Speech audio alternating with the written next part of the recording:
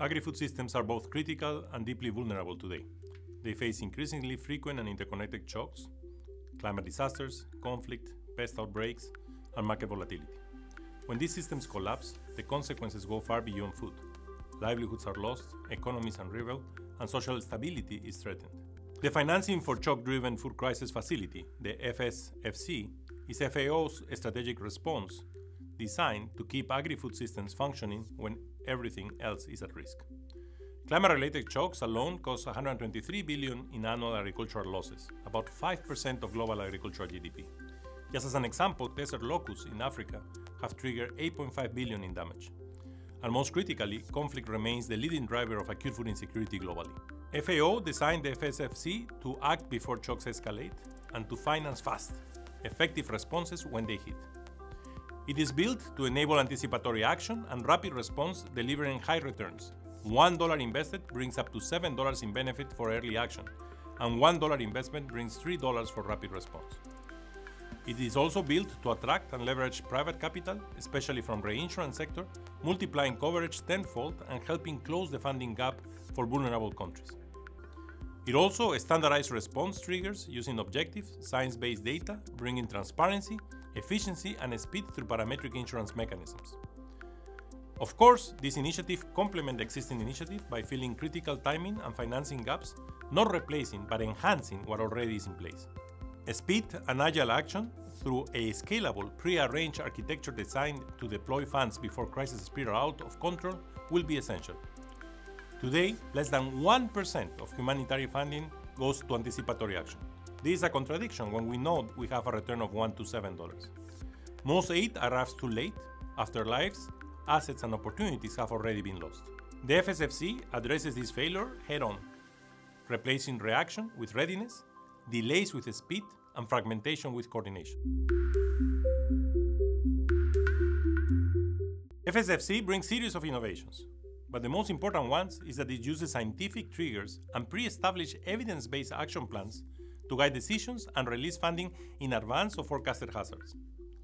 It shifts away from costly emergency aid towards a proactive model that leverages parametric insurance and blended financing, ensuring timely and efficient interventions.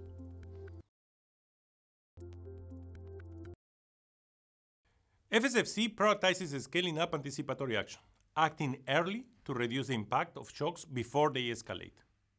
It mobilizes private investment to expand risk coverage, bridging the gap between need and available resources. FSFC integrates cutting-edge analytics, parametric insurance, and blended public-private capital to address up to 12 types of hazards, including both insurable and traditional uninsurable risks. It introduces FAO's first integrated situation room at headquarters, delivering real-time monitoring, transparent data sharing, and coordinated early response. This makes the FSFC flexible, scalable, and operationally ready, capable of intervening before food crises spiral out of control. One of the other innovations of the FSFC is that we are expanding the number of risks that we are covering. This is extremely important for the reinsurance companies because it diversifies its portfolio. Within this context, we are covering insurable hazards, covered by parametric insurance and reinsurance, like droughts, flood, excess precipitation, tropical cyclones, earthquakes, pandemics, and it's important to understand that we are covering in a different way. Typically, when you cover an insurance today, it's after the event has happened. That's when it triggers. What we are doing in the FSFC is trying to cover the risk before the event has happened, and that's a big change in the industry of reinsurance. But we're also covering non-insurable hazards, which are covered through pre-arranged catch layers and scientific triggers. Teleconnections, for example, El Niño, La Niña, heat waves, locusts, volcanoes, political risks, and even conflicts. These are risks that today no insurance or reinsurance company is covering.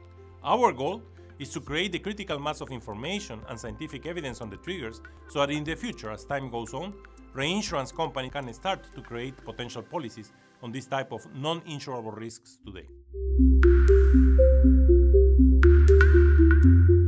One of the first elements we have designed for FSFC to do this blending finance is what we call the cash for frequent risk events, which is between 7 to 25-year return periods. Instead of relying on costly insurance for moderately frequent events such as seasonal droughts or flooding, FSFC uses donor-funded cash reserves, which allow us to cover these layers. This approach is more cost-effective and allows for immediate fund deployment once predefined triggers are met. Secondly, we have another layer, which is insurance for extreme risk, which is between 25 to more than 100-year return periods. For rare but catastrophic events, FSFC co-develops tailored parametric insurance solutions that reflect the unique risk profiles of agri-food systems. These instruments are triggered automatically by objective science-based indicators, ensuring rapid payouts when extreme shocks occur. The third layer is the blended finance model, where FSFC combines public and private capital in a layered architecture. Public funds are used where insurance is not viable, either too costly or inefficient. Private capital, for reinsurance partners like Munich Re or Swiss Re, is mobilized to underwrite catastrophic risks. An FAO managed capital account generates returns to help keep the system financially stable and self-sustaining.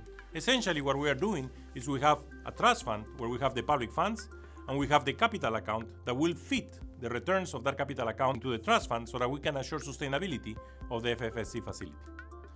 By blending public and private resources in this way, FSFC amplifies the impact of donor contributions, lowers overall risk coverage costs, and extends protection to previously uninsurable or inaccessible risks, providing a lifeline for vulnerable countries facing the growing threat of shock-driven food crises.